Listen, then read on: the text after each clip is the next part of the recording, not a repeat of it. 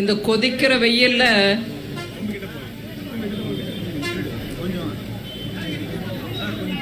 என் சகோதரிகள் நிறைய பேர் வீட்டில் பிள்ளைங்களை விட்டுட்டு வந்திருக்கக்கூடிய பெண்மணிகள், உங்க எல்லாருக்கும் முதல் வணக்கம். அதே மாதிரி இந்த தொகுதியை சேர்ந்த சகோதரர்களே, ஊடக சகோதரர்களே, உங்க எல்லாருக்கும் கூட இந்த வெயில் நேரத்தில் வந்திருக்கிற இந்த உற்சாகத்துடன் இந்த மீட்டிங் அட்டென்ட் பண்ண வந்திருக்கவங்க எல்லாருக்கும் வணக்கம், நன்றி.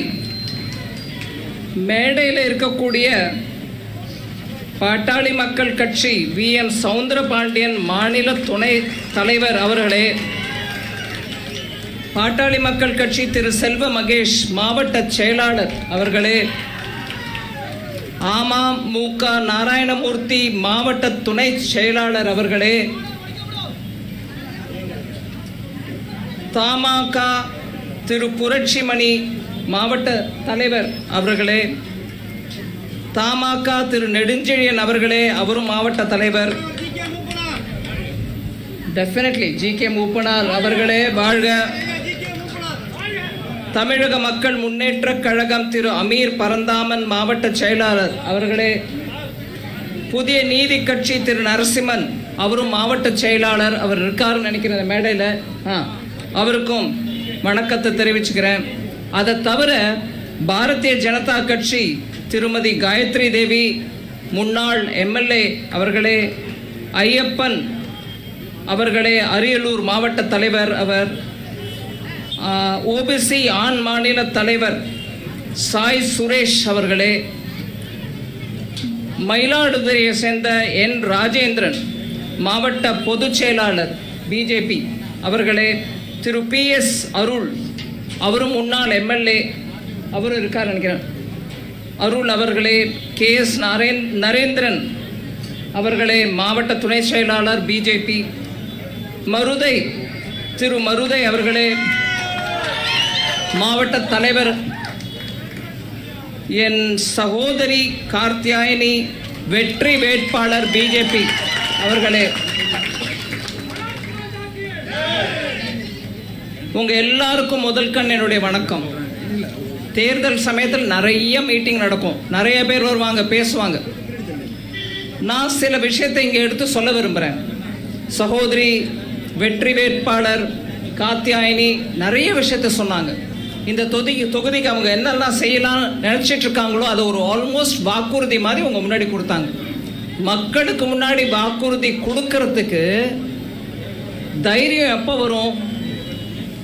மக்களுக்கு முன்னாடி தேர்ந்தெடுக்கிறதுக்கு முன்னாடியே, தேர்தலுக்கு முன்னாடியே வருஷப்படுத்தி நான் இதை செய்வேன் அதை செய்வேன்னு சொல்றதுக்கான தைரியம் எப்போ வரும்? வெற்றி பெறுவேன் அப்படிங்கிற நம்பிக்கை இருக்கும்போது வரும். அந்த கொடுத்த வாக்குறுதியை நிறைவேற்றத்திற்கான எனக்கு பின்னால் என்னுடைய பெருந்தலைவர் இருக்காருன்ற அந்த தைரியத்தினால வரும். அந்த பெருந்தலைவர் பிரதமர் மோடி அவர்கள், அவர் இன்னைக்கு 10 வருஷமா டெல்லியில இருந்து பண்ணி காட்டினது மாத்திரம் இல்ல, அதுக்கு முன்னாடி 10 வருஷம் குஜராத்தில் ஆட்சி அமைச்ச போது அங்க கொடுத்த ஒவ்வொரு வாக்குறுதியும் நிறைவேற்றிய பெருமை கொண்ட தலைவர். அந்த மாதிரி ஒரு தலைவர் எனக்கு பின்னாடி இருக்காரு. அவரை நம்பிக்கிட்டு தான் நாங்க எல்லாரும் ஆட்சிக்கு வரணும்னு ஆசைப்படுறோம். உங்களோட வாக்கு எங்களுக்கு தேவைன்னு சொல்லி அழகா சகோதரி திட்டமா பேசினாங்க. அதனால நான் அதுல ஒன்றும் சேர்க்க வேண்டியதுக்கு ஒண்ணுமே இல்லை. இந்த மாதிரி ஒரு பெண் வெற்றி வேட்பாளருக்கு வந்து நான் இங்க பிரச்சாரம், அதாவது ரொம்ப விஸ்தாரமா அதை பத்தி எடுத்து சொல்ல வேண்டிய சான்ஸ் எனக்கு கிடைச்சது நான் பெரிய பாக்கியமா கருதுறேன். ஏன்னா பெண் வேட்பாளர், அது கூட தாழ்த்தப்பட்ட சமூகத்திலேருந்து வரக்கூடிய பெண் வேட்பாளர், அவ்வளவு ஈஸியா வர முடியாது. வந்தா கூட தைரியமா மக்களுக்கு முன்னாடி நின்று தன்னம்பிக்கையோட நாங்க செயல்படுத்தி காட்டுவோம் சொல்லக்கூடிய அந்த தைரியம் இருக்கிற பெண்ணை நம்ம ஆதரிக்கணும்.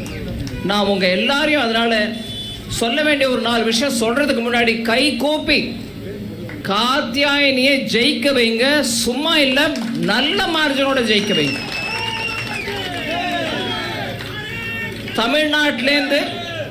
தமிழ்நாட்டிலேருந்து அதுவும் ஒரு ஆதி திராவிட பெண் நம்ம சேவையில நம்ம மக்களுடைய தொண்டு ஆற்றுவதற்காக முன்வராங்கன்னா அதை விட நம்மளுக்கு வேற ஒரு காரணமும் இருக்க தேவையில்லை.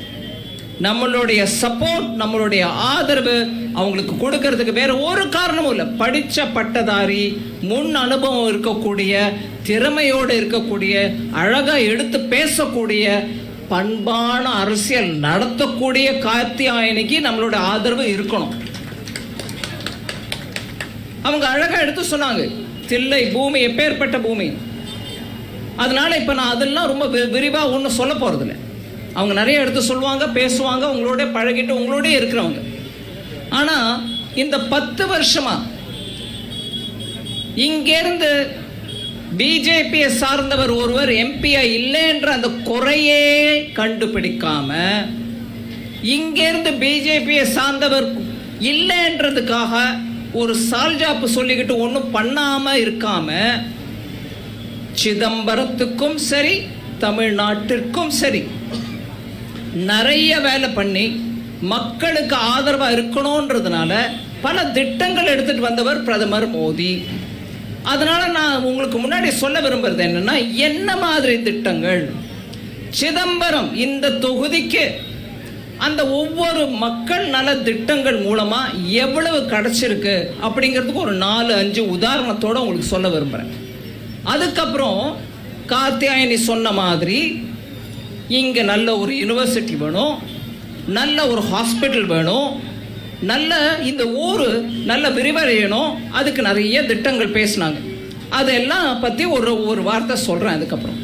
ஸோ முதல்ல பாருங்க, ஏழைகளுக்கு வீட்டில் குழந்தைங்க ஸ்கூல்லேருந்து வரும்போது, இல்லை வீட்டில் விருந்தினர் வரும்போதோ, நம்மளோட சுற்றத்தார் வரும்போதோ சாப்பாடு போடுறதுக்கு ஒரு அரிசியாவது வீட்டில் இருக்கான்னு கவலைப்படக்கூடாது பெண்கள்ன்றதுனால தான் பிரதான் மந்திரி கரீப் கல்யாண் அன்ன யோஜனா, அதாவது ஏழைகளுக்கு நலம் பேர்க்கும் அன்னம், அதாவது சோறு கொடுக்கக்கூடிய திட்டம் 80 கோடி மக்களுக்கு 2020 இன்னைக்கு வரைக்கும், இன்னிலேருந்து அடுத்த 5 வருஷம் வரைக்கும் இலவசமாக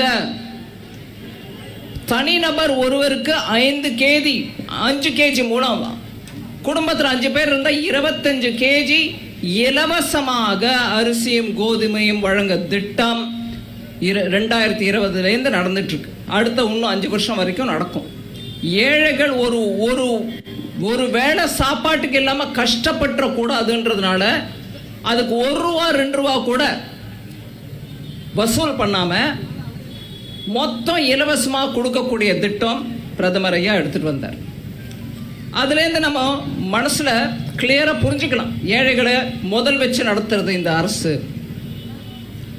விவசாயிகளை பத்தி, பெண்களை பத்தி, ஏழைகளை பற்றி, இளைஞர்களை பற்றி, இந்த 4 கேட்டகரியில மாத்திரம் நான் சில விஷயங்களை ஏன் சொல்றேன்னா, நீங்க ஜாதி மதம் எத்தனையோ நம்ம பேசினா கூட விவசாயிகள்லயும் எல்லா ஜாதியும் இருப்பாங்க, பின்தங்கியவர்களும் இருப்பாங்க, பட்டியல் இனத்தவரும் இருப்பாங்க.